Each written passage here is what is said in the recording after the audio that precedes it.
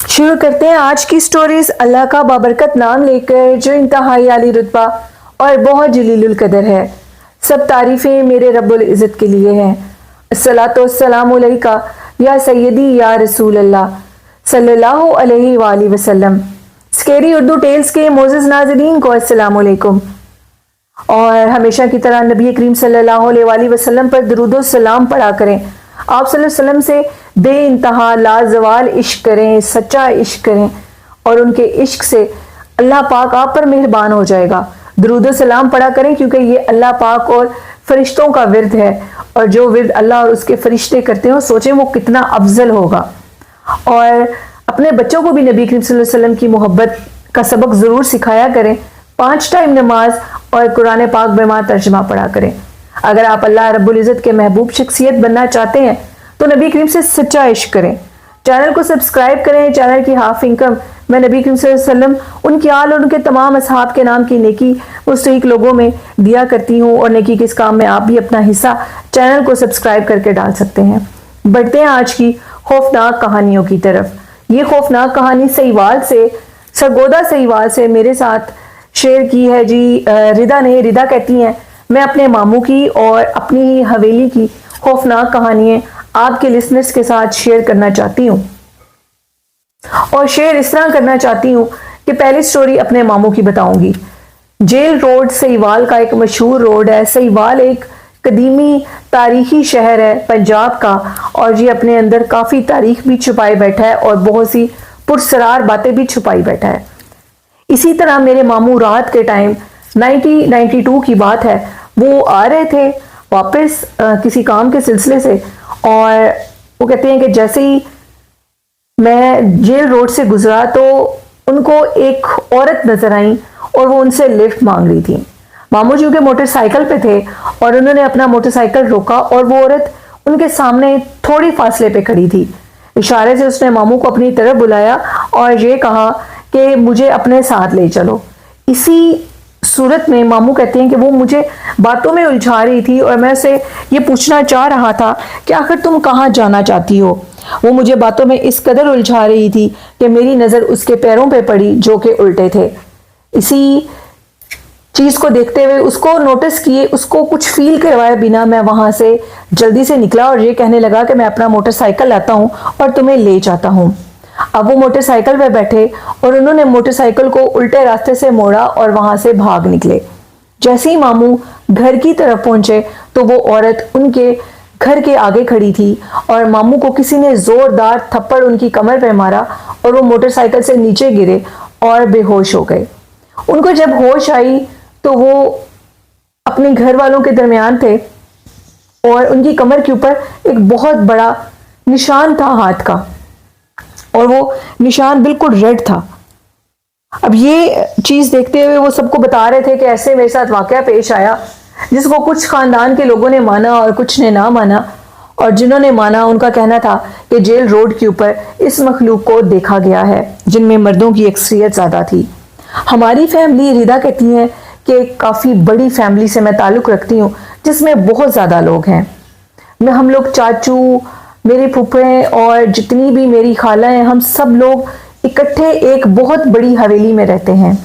क्योंकि मेरी खालाओं की शादी मेरे 6 मामू हैं जिनके साथ हुई है और मेरी 4 खाला हैं। एक बहुत बड़ी फैमिली सिस्टम है हम लोगों का जिसमें माशाल्लाह सबके 3-3, 4-4 बच्चे हैं। अब हम लोग जिस हवेली में रहते हैं वो एक बहुत बड़ी हवेली है।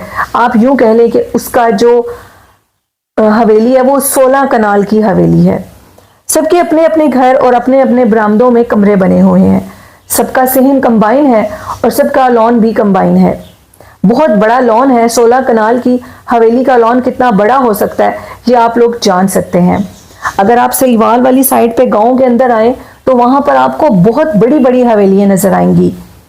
रिदा कहती हैं कि इसी तरह की हमारी हवेली थी और ये वाकयात जो मैं आपके साथ अब शेयर करने लगी हूँ वो हमारे ही बचपन के हैं। हम लोगों के यहाँ कोई फंक्शन था और फंक्शन इस तरह था कि वो फंक्शन मेरे अब्बू के कज़न के घर था जिनकी हवेली हमारे से सामने थी। उस हवेली में फंक्शन था और अब हम सब कज़न इकट्ठे हुए थे, लड़कियां और लड़के। जिसमें बड़े उम्र की कज़न की एज लिमिट उस टाइम सिर्फ 15 साल थी और हम बाकी छोटे थे। हम सब की एज उस टाइम 10 से 12 साल थी। हम सब कज़न उस टाइम पर जो सबसे ज़्यादा गेम खेला करते थे वो छुपन छुपाई थी, और हम लोगों ने छुपन छुपाई की गेम खेलनी थी। और हम, अगर आप ज़्यादा भी अंदाज़ा लगा लें तो उस टाइम पर हम लोग 30 से 40 कज़न इकट्ठे हुए थे। हवेली भी चूंकि काफ़ी बड़ी थी और कमरे किसी के भी लॉक इस तरह नहीं थे, घर में नौकर वगैरह सारे थे, लेकिन हमारे घर का बड़ा कोई नहीं था। अब हमारा एक जो कि वो कहते हैं कि ड्राइवर का रूम था, वो हवेली के बिल्कुल बाहर वाली साइड पे था। उधर ड्राइवर था और अंदर घर में 2 से 3 नौकरानियां थी, जो कि एक नौकरानी ऑलरेडी सामने वाले घर में शादी के सिलसिले में बिजी थी। हम सब कज़न और लड़के लड़कियां खेलने लग गए और छुपन छुपाई खेलने लगे, जिसमें एक कज़न की थोड़ी देर के बाद चीखने की आवाज़ आई। उसकी आवाज़ सुनने के बाद जैसे ही हम सब लोग भागकर उसकी तरफ निकले और उससे पूछा कि तुम्हें क्या हुआ है। उसने बताया कि मुझे इधर मतलब एक हमारी कज़न की शक्ल की लड़की नज़र आई और उस लड़की के पीछे अपनी कज़न को ढूंढने के लिए मैं उसके छुपने के लिए उसके पास चला गया। अब जैसे ही मैं उसके पास गया और मेरी वो कज़न नहीं थी जो कि बैक साइड से सेम कज़न की तरह थी, वो लड़की जिसके चेहरे पर बहुत ज़्यादा जख्म थे, उसको देखने के बाद मैं डर गया और वो बिल्कुल कमरे के पर्दे के पीछे खड़ी थी। अब जैसे ही हमने कज़न की चीखने की आवाज़ें सुनी तो वो इशारा उसी पर्दे के दरवाजे के पीछे कर रहा था। ये बात सुनने के बाद हमने कज़न को कहा कि अब तुम अकेले नहीं छुपोगे बल्कि बड़े कज़नों के साथ रहोगे। 4 ग्रुप बने थे जिसमें हर ग्रुप में बड़े एक कज़न थे जो कि सारे ग्रुप को लीड करते थे। खैर, अब हमने फिर अपनी खेल को जारी किया और खेलते खेलते अचानक से हमें फिर एक जोरदार चीखने की आवाज़ आई, और उसकी आवाज़ सुनकर जब हम उस कज़न की तरफ गए तो उन्होंने कहा कि ढेर सारे बच्चे इस कमरे के अंदर ऑलरेडी खेल रहे थे, जो मुझे देखकर मेरी तरफ भागने लगे और हमारा वो कज़न भी चीखता हुआ बाहर निकल आया। एक बात ये भी बता दूं कि हमारी वो हवेली ऑलरेडी बहुत अबेंडेड और असेब ज़दा थी। वहां पर जिन्नात और असेब का बसेरा था। हम सब लोग उस हवेली के अंदर बचपन तक तो रहे, जैसे ही बड़े हुए तो पढ़ाइयों के बाद और शहरों में इस्लामाबाद, लाहौर मूव हो गए। हवेली में हम तभी आया करते हैं अब तक जब तक कोई इवेंट ना हो। खैर, वो वाक़या पेश आने के बाद हम लोगों कहते हैं कि सारे अब कज़न इकट्ठे हो गए, जिसमें हमारा एक कज़न अब नहीं था। उस कज़न को ढूंढने के लिए हम ड्राइवर के रूम तक गए तो ड्राइवर ने कहा कि अभी अभी एक बच्चा मेरे ही कमरे के अंदर छुपा है और वो ये कह रहा था कि जब तक कोई मुझे ढूंढने ना आए तुम किसी को मेरे मुतालिक मत बताना। तो हमने कहा कि अब हम सारे कज़न इकट्ठे हैं सिवाय एक कज़न के जिनकी एज 15 साल है, जिसपे उस ड्राइवर ने कहा कि नहीं, वो 5 से 6 साल का बच्चा था जो ये बात कहकर मेरे ही कमरे के अंदर छुपा है। क्योंकि हम सब तो इकट्ठे थे और ड्राइवर अंकल जो कि इतने कज़न जो हमारे थे कुछ को वो नहीं भी जानते थे क्योंकि वो आउट ऑफ सिटी ही रहते थे और शादी के इवेंट पे आए थे। तो हमने कहा कि हम आपका रूम देखते हैं। जब रूम खोला गया तो अंदर कोई नहीं था और अंकल का कहना था कि वो बच्चा 5 मिनट से कमरे के अंदर है और वो बाहर नहीं निकला। अब ये बात बहुत खौफनाक थी और हम लोग सब के सब शादी वाले घर में जाना ही हमने बेहतर समझा। जैसे ही हम शादी वाले घर में जाने लगे तो हमारा एक कज़न नहीं था जिनकी एज 15 इयर्स थी, वो बड़े थे। उनको ढूंढने के लिए हम दोबारा अपने ही हवेली के अंदर गए और हम लोगों ने देखा कि हम लोगों के जो एक रूम था हवेली का, जो कि गेस्ट रूम के नाम से मशहूर है, उस हवेली के कमरे की लाइट जल रही थी। हम सारे इकट्ठे होकर उस रूम की तरफ गए तो हमने क्या देखा कि हमारा वो कज़न सहमा हुआ बैठा है, जो कि एज में भी काफ़ी बड़े हैं और अब वो सहमे हुए हैं, तो इसमें माजरा ज़रूर कोई और है। तो हमने कहा कि आपको भाई क्या हुआ है? तो इन्होंने कहा कि जैसे ही मैं इधर छुपने के लिए आया तो मेरे सामने एक लड़की आई जिसकी हाइट काफ़ी छोटी थी और उसने मुझे कहा कि तुम अगर कमरे से बाहर गए तो मैं तुम्हारे सारे कज़नों को भी मार दूंगी और तुम्हें भी जान से मार दूंगी।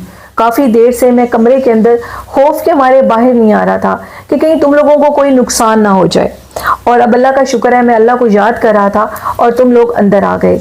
जैसे ही हम लोग कमरे से बाहर निकले तो हमें अपने पीछे से एक खौफनाक हंसी की आवाज़ आई। वो हंसी इस तरह की थी कि जैसे कोई हमारा मजाक उड़ा रहा हो। हम सब के सब अब कज़न इकट्ठे हुए और जैसे ही उस गेस्ट हाउस से बाहर निकले तो लॉन के अंदर एक दरख्त है काफ़ी बड़ा, और उस दरख्त के नीचे एक बच्चा खड़ा था जिसके सारे दामन के ऊपर खून लगा हुआ था। और वो बच्चा हमें देखकर एक खौफनाक हंसी हंसकर ऊपर दरख्त के ऊपर इस तरह क्रॉलिंग करते हुए चढ़ा जैसे कोई शेर या चीता दरख्त के ऊपर भागकर चढ़ता है। हम ये मंजर देखने के बाद सारे शोर मचाते शादी वाले घर में चले गए और सब ने वो वाकया जाकर बताया और वो भी सब बहुत परेशान हुए। और फिर उसके बाद शादी खत्म हो गई। सबको तसलसल से वो वाकयात उनके साथ भी होने लगे। डिसाइड लास्ट में ये हुआ कि हवेली चूंकि बहुत ज़्यादा असेब ज़दा है तो हम लोग इसको छोड़कर क्यों ना दूसरे शहरों में मूव हो जाएं, क्योंकि वो हमारी एक आबाई हवेली है और उसको सेल करना तो एक नामुमकिन चीज़ है। लेकिन अब हम उधर आया करते हैं, लेकिन सिर्फ इवेंट्स के ऊपर, और तब भी कुछ ना कुछ छोटे मोटे वाकयात हमारे साथ पेश आते रहते हैं। तो ये कहानी थी रिदा की, जो कि उन्होंने शाहपुर सरगोदा से शेयर की। बढ़ते हैं आज की लास्ट खौफनाक कहानी की तरफ, जो कि मेरी एक लिसनर कराची क्लिफ्टन में रहती हैं। कराची क्लिफ्टन का एक खौफनाक असेब ज़दा घर, जिसकी स्टोरी मेरी एक अननोन लिसनर ने शेयर की और वो अपना नेम मेंशन नहीं करना चाहती। और उनके मुताबिक उन्होंने एक घर क्लिफ्टन के अंदर रेंट पे लिया। रेंट भी बहुत ज़्यादा था और रेंट ज़्यादा होने की वजह से 3 माह का रेंट अदा कर दिया गया था, क्योंकि हम लोग अपना ही घर बना रहे थे। 3 माह के अंदर हमारा घर कंप्लीट हो जाना था और हम लोगों ने उस घर को अब कंप्लीट करने के लिए एक घर रेंट पे ले लिया, जो कि क्लिफ्टन के अंदर था। घर का एक पोर्शन ऑलरेडी ठीक था। हम लोग अपने घर के ऊपर वाले पोर्शन को बना रहे थे, जिसकी टाइम लिमिट हमें मजदूरों ने सिर्फ 3 माह दी थी। खैर, हम लोग अब अपने घर उस रेंट वाले घर में शिफ्ट हो गए। हमारी फैमिली में उस टाइम वो कहती हैं कि जिन्होंने ये स्टोरी शेयर की, मेरी वालदा, मेरे 2 कज़न, मेरा भाई और मैं एक बहन थी। हम लोग पहले दिन उस घर में शिफ्ट हुए तो हमारा जो छत का दरवाज़ा है वो शीशे का बना हुआ था। दरवाजे की दूसरी साइड पर हमें छोटे छोटे कद के कुछ बच्चे नजर आए, जो कि काफ़ी एक पुरस्कार और रोंगटे खड़े कर देने वाली बात थी। ये बच्चे मेरी वालदा ने देखे और अक्सर हम बड़ों की बात को वहम करार देकर बच्चों की बात की तरह झुठला देते हैं। घर में पहला दिन था और हम सब लोग सो रहे थे। अचानक से हमारी छत के ऊपर भागने की जोरदार आवाज़ें आईं। हमने कहा कि आवाज़ों को इग्नोर करना है, क्योंकि 3 माह का रेंट तो ऑलरेडी दे चुके हैं, हम इस घर को छोड़कर अब जा नहीं सकते। खैर, सुबह जब मेरे कज़न भी उठे, वो दूसरे रूम में सो रहे थे नीचे वाले पोर्शन के, तो उनका कहना था कि उनको अपने कमरे के बाहर से कुछ खवातीन की बातें करने की आवाज़ें आ रही थी, और आवाज़ें आ रही थी लेकिन बातें क्या कर रही थी समझ से बाहर था। ये बात सुनने के बाद हमने भी कहा कि छत के ऊपर कोई भाग रहा था। तो अब ये सारी चीज़ें इकट्ठी हो गई। खैर, उस दिन मेरे कज़न के कुछ मेहमान थे जो कि बाहर से आ रहे थे, उनको रिसीव करने के लिए हमें एयरपोर्ट पे जाना था। हम सारी फैमिली इकट्ठी होकर एयरपोर्ट पे चले गए और वापस जब आए तो हमारे घर में हमने एक पेट रखा है, डॉग, और डॉग की हालत बहुत ख़राब थी। डॉग बुरे तरीके से चीख रहा था और ऐसे लग रहा था कि जैसे उसका गला किसी ने पकड़ा हो। हम उसके पास गए, उसको प्यार किया, खाना वगैरह दिया।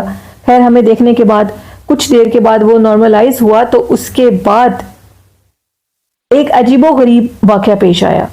हमारे घर की डोर बेल मुसलसल बजने लगी और मेरी वालदा जो कि छत पे बैठी थी और हम सब लोग भी इकट्ठे थे, मेरे कज़न का जो फ्रेंड थे, गेस्ट थे, उनको उनके घर हम छोड़ कर आए थे। हम सब लोग थके थे और मेरी वालदा ने कहा कि तुम सब लोग बैठो, मैं नीचे से जाकर देख कर आती हूँ। मेरी वालदा नीचे देखने के लिए गई तो 2 खवातीन थीं और वो खवातीन मेरी वालदा को धक्का मारकर घर के अंदर आ गई। मेरी वालदा ने ये शोर मचा दिया कि अंदर चोर आ गए हैं, अपना बचाव कर लो। इतने में वो खवातीन कहने लगी कि हम कोई चोर नहीं है, बल्कि ये हमारा घर है और जिस घर के अंदर तुम लोग आकर रह रहे हो, और हम लोगों के घर, वो कहते हैं, डॉग की सूरत में भी पेट थे और हमने काफ़ी बर्ड्स भी रखे हुए थे। इनके शोर शराबे से अब हम लोग तंग आ चुके हैं और तुम लोग इस जगह को छोड़कर कब तक जाओगे। मेरी वालदा ने समझा कि शायद ये मालिक मकान औरत हैं, क्योंकि हमारे घर की डील में सारा हाथ हमारे कज़नों का था और उन्होंने डील की थी घर की। तो तो हमें नहीं पता था कि वो उस डील में कोई खवातीन भी शामिल हैं। मेरी वालदा ने कहा कि ज़्यादा बातें सुनाने की ज़रूरत नहीं है, अभी हमें इस घर में आए 1 हफ्ता ही गुजरा है और तुम लोग हमें ये कहने के लिए आ गए हो कि तुम लोग इस घर से जाओगे कब। हमने 3 माह का रेंट ऑलरेडी दिया हुआ है। वो खवातीन बुरे तरीके से चीख रही थी। वो आवाज़ें हम तक तो नहीं, लेकिन मेरी वालदा सुन रही थी। ये जिन्नात की एक सबसे बड़ी निशानी है कि जिसको वो अपना आप जाहिर करवाते हैं, उसके अलावा वो किसी और पे जाहिर नहीं होते। मेरी वालदा ये उनकी आवाज़ें हम तक आ रही थी और वो आवाज़ें सुनकर थोड़ी देर के बाद जब हम आए तो वो कहती हैं कि मेरी वालदा बहुत बुरे तरीके से हाइपर हुई थी। उनका कहना था कि 2 खवातीन आई हैं और वो मुझे 10 दिन की मोहलत देकर गई हैं और ये कह रही हैं कि तुम लोगों के पेट्स ने हमारा जीना दोबर किया है, ये घर हमारा है, इसको छोड़कर चले जाओ। शायद वो खवातीन मालिके मकान थी। ये बात सुनने के बाद मेरी वालदा कहती हैं कि उनको मैंने आखिरी जुमला ये बोला कि हम भी इस घर में रहना नहीं चाहते क्योंकि ये घर हमें असेब ज़्यादा लगा है, जिस पे उन खवातीन का कहना था कि वो असेब हम ही हैं। ये बात काफ़ी अजीब थी और हैरान कर देने वाली थी और इसको मजाक में छुटला दिया गया और वालदा से कहा कि आपके साथ ज़रूर किसी ने कोई मजाक किया होगा। लेकिन वालदा ने कहा कि वो मेरे सामने घर की गैलरी की तरफ गई और गायब हो गई। कुछ देर के बाद हमारे घर के अंदर से कुछ रबड़ नुमा चीज़ जलने की बदबू आने लगी और स्मेल के ऊपर जैसे ही हम लोग नीचे गए तो कार पोर्च में देखा हमारे गाड़ी के जो टायर थे उनको आग लगी हुई थी और यूं महसूस हो रहा था कि ये आग किसी ने खुद लगाई हो। अब ये सारी चीज़ें इकट्ठी हो चुकी थी और हमने ये फैसला कर लिया था कि इस घर से हमें फिलफौर निकलना होगा, क्योंकि अगर हम लोग ना निकले तो ये मखलूक हमारी जान को भी नुकसान दे सकती हैं। उसी रात हमारे कज़न अपने रूम में सोए, यानी ऊपर ही हम लोग सोए। नीचे वाले पोर्शन में बहुत ज़्यादा ये काम चीज़ें जिन्नात का जो बसेरा था वो नज़र आता था और उसके बाद हम लोग जो खवातीन थी वो एक रूम में थी। थोड़ी देर के बाद हमारे दरवाजे पर किसी ने नॉक किया और जैसे ही दरवाज़ा खोला तो बाहर कोई नहीं था। अब हम लोग बहुत ज़्यादा डर गई थी और अपने ही कज़न को अपने ही कमरे में लेटे हुए कॉल की और कहा कि तुम लोग हमारे रूम में आ जाओ। वो 3 लोग थे, हमें बहुत ज़्यादा डर लग रहा है, जिसमें मेरे भाई भी उनके साथ थे। उन्होंने मेरे भाई को हमारे रूम में भेज दिया सोने के लिए और वो दोनों कज़न उसी रूम में सोए रहे।